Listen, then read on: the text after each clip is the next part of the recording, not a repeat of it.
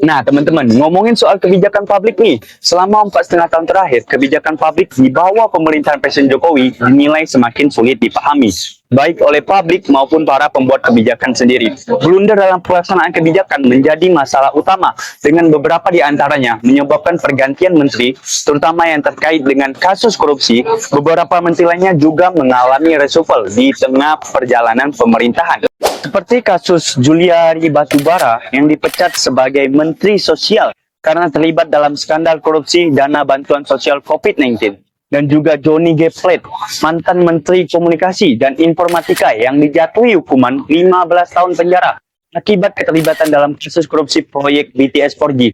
Dan Syahrul Yassin Limpo ditangkap oleh KPK karena dugaan korupsi dan pemerasan dalam kapasitasnya sebagai Menteri Pertanian.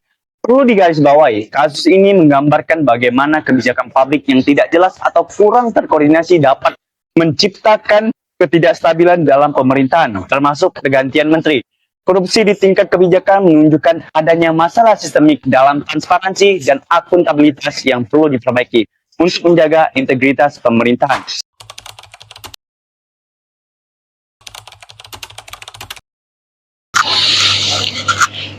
Kawal putusan MK, sebuah tagar yang tengah menjadi perbincangan besar di tengah masyarakat Indonesia. Namun, apa yang sebenarnya terjadi? Setelah sepakat untuk mengabaikan putusan MK, Badan Legislatif DPR memutuskan untuk mengadakan rapat pleno untuk mengambil keputusan RUU Pilkada. Tentu, keputusan ini memicu kontroversi karena dirasa keputusan ini melanggar norma hukum yang telah ditetapkan oleh MK yang menetapkan bahwa pasal-pasal RUU Pilkada tidak sesuai dengan konstitusi.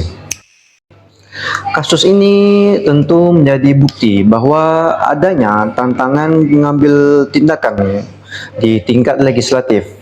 Mengabaikan putusan MK oleh Badan Legislatif menunjukkan bahwa Badan Legislatif masih bisa mengambil tindakan walaupun ada batasan dari Badan Yudikatif.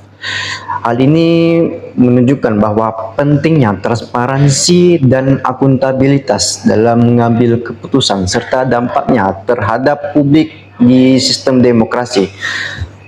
Tindakan ini dapat memicu protes dan resistensi dari masyarakat serta pihak-pihak yang mendukung integritas hukum.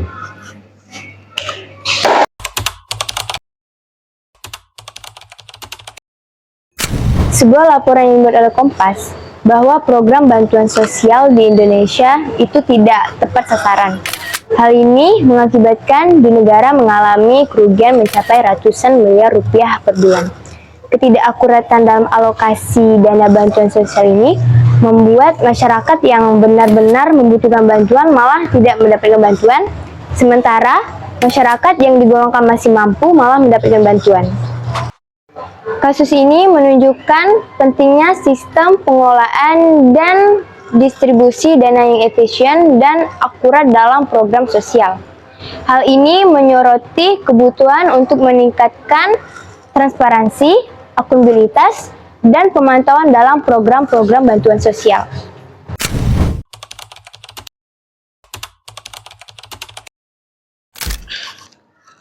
Pemindahan ibu kota dari Jakarta ke Nusantara di Kalimantan Timur ini mencerminkan peran negara dalam mengambil keputusan besar yang mempengaruhi wilayah, rakyat, dan pemerintahan. Pemerintah menggunakan kewenangannya untuk memindahkan ibu kota demi peralatan pembangunan keputusan. Ini menimbulkan pro dan kontra, seperti kekhawatiran dampak lingkungan dan biaya tinggi. Namun juga diharapkan memicu pertumbuhan ekonomi di luar Pulau Jawa.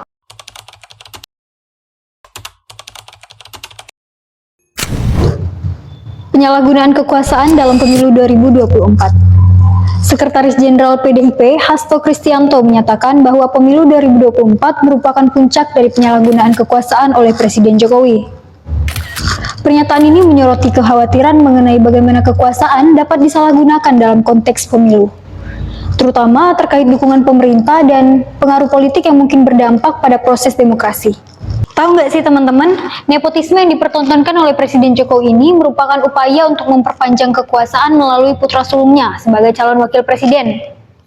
Nah, kasus ini menggambarkan bagaimana kekuasaan dapat dimanipulasi untuk menguntungkan pihak tertentu.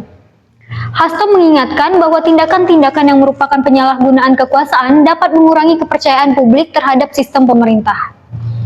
Ini menunjukkan pentingnya transparansi dan pengawasan dalam proses demokrasi untuk memastikan semua pihak mendapatkan perlakuan yang adil.